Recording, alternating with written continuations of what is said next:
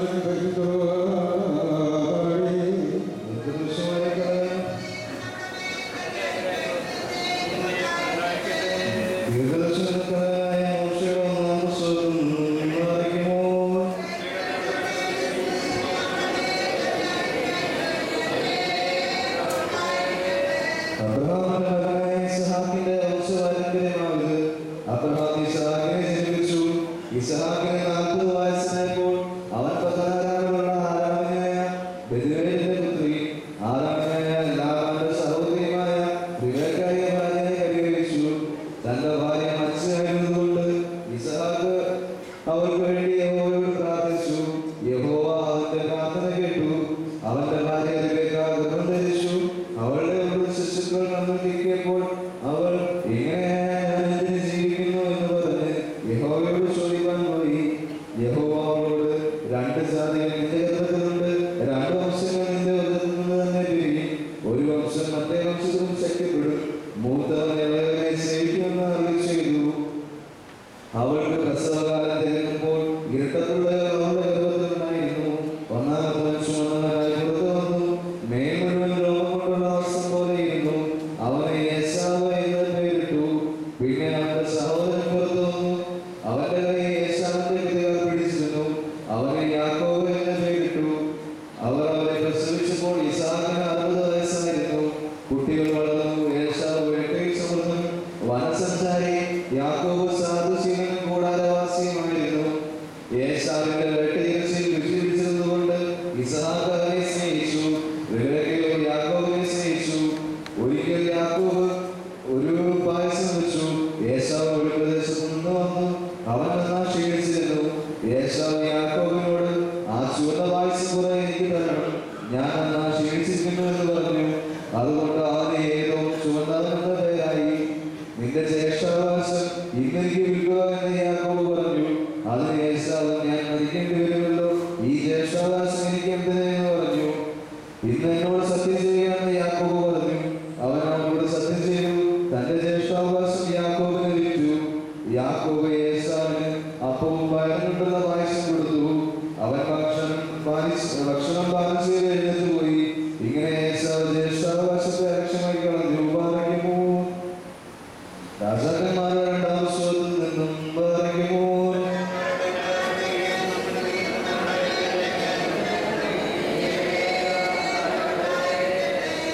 Israel രാജാവിനോട് എനിക്ക് നിനക്ക് തമ്മിലെന്ത്? നീ നിന്റെ അപ്പന്റെ പ്രവാചകന്മാരുടെ അടുക്കലും നിന്റെ അമ്മയുടെ പ്രവാചകന്മാരുടെ അടുക്കലും ചെല്ലുക എന്ന് പറഞ്ഞു.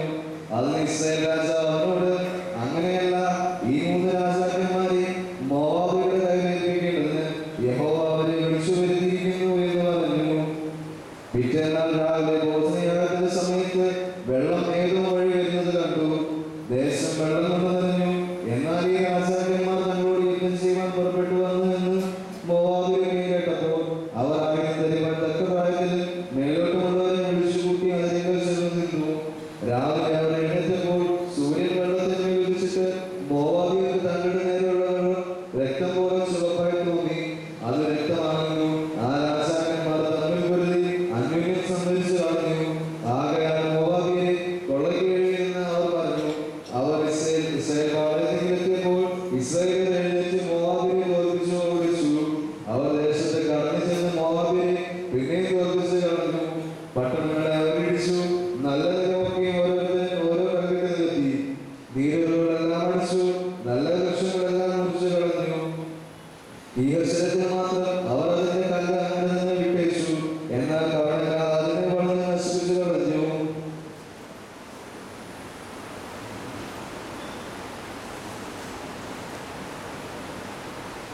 അങ്ങനെ നായമാർ രഥത്തോടും കുതിരകളോടും കൂടെ എലീശയുടെ വീട്ടുവാതിലിൽ വന്നു നിന്നു. എലീശ ആളെ വെച്ച് നീ ചെന്ന യോർദാനിൽ 7 പ്രാവശ്യം കുളിക്കുക, അപ്പോൾ നിന്റെ ദേഹം മുമ്പിലത്തെ പോലെയായി നീ ശുദ്ധനാകുമെന്ന് പറയിച്ചു. അപ്പോൾ നായമാൻ ഏറ്റവും വൃദ്ധിച്ചു പുറപ്പെട്ടു. അവൻ തന്നെ പുറത്തു വന്ന് അടുത്തു നിന്ന ദൈവമായ യഹോവയുടെ നാമത്തെ വിളിച്ചു പ്രാർത്ഥിച്ച് തന്റെ കാലി ആ സ്ഥലത്തിന് മീതെ ആട്ടി, ഇങ്ങനെ കുഷ്ഠരോഗിയെ സൗഖ്യമാക്കുക എന്ന് ഞാൻ വിചാരിച്ചു. ദമസ്കയിലെ നദികളായ ആവനെയും പർപ്പരും ഇസ്രായേൽ ദേശത്തിലെ എല്ലാ വെള്ളങ്ങളേക്കാൾ നല്ലതല്ലയോ? എനിക്ക് അവരെ കുറിച്ച് ശുദ്ധനാകരുതോ എന്ന് പറഞ്ഞ് അവൻ ക്രോധത്തോടെ പോയി. എന്നാൽ അവരുടെ ഭൃത്യന്മാർ അടുത്ത് വന്ന് അവനോട്, പിതാവേ, പ്രവാചകൻ വലിയൊരു കാര്യം നിന്നോട് കൽപ്പിച്ചിരിക്കുന്നുവെങ്കിൽ നീ ചെയ്യാതെ ഇരിക്കുമോ?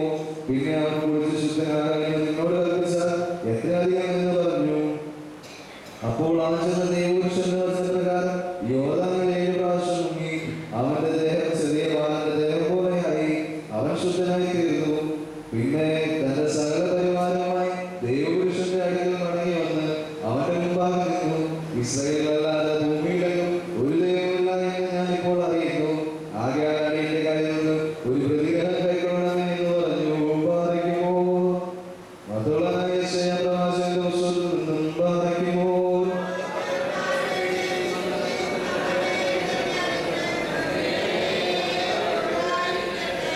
ഇസ്രായേലിന്റെ വീണ്ടെടുപ്പുകാരൻ അവന്റെ പരിശുദ്ധമായ യഹോവ സർവ്വനിത്യനും ജാതിക്ക് ഒരുപ്പുള്ളവൻ അധിപതികളുടെ ദാസനുമായോട് ഇപ്രകാരം അരുളി ചെയ്യുന്നു.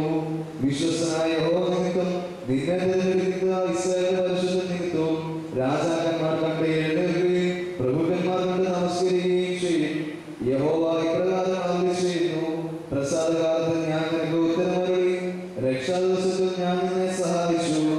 ദേശത്തെ ഉയർത്തുവാനും ശൂന്യമായി കിടക്കുന്ന അവകാശങ്ങളെ കൈവശമാക്കി കൊടുപ്പാനും ബന്ധിക്കപ്പെട്ടവരോട് ഇറങ്ങിപ്പോയിക്കൊള്ളുമെന്നും അന്ധകാലത്തിൽ ഇരിക്കുന്നവരോട് വെളിയിൽ വരുവി എന്ന് പറയുവാനും ഞാൻ നിന്നെ കാത്തു. നിന്നെ ജനത്തിന്റെ നിയമമാക്കി വെച്ചിരിക്കുന്നു. അവർ വഴികളിൽ നീ എല്ലാ പാടുകളും അവർക്ക് നേച്ചിട്ടുണ്ടാകും. അവർക്ക് വിശ്രമിക്കുകയില്ല, ദാഹിക്കുകയില്ല, മരീചിനെയും വെയിൽ അവരെ ബാധിക്കുകയില്ല. അവരോട് കരുണയുള്ളവൻ അവരെ വഴി നടത്തുകയും നീരുകൾ വരികെ അവരെ കൊണ്ടുപോവുകയും ചെയ്യും. ഞാൻ എന്റെ മതിലുകളൊക്കെയും വഴിയാക്കും, എന്റെ തെരുവുകൾ പൊങ്ങിയിരിക്കും. ഇതാ ഇവർ ദൂരത്തു നിന്നും, ഇവർ വടക്കു നിന്നും പടിഞ്ഞാറ് നിന്നും, ഇവർ സീനിയ ദേശത്തു നിന്നും വരുന്നു.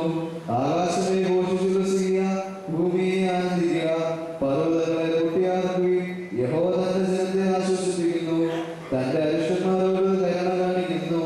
പാപിക്കുന്നു.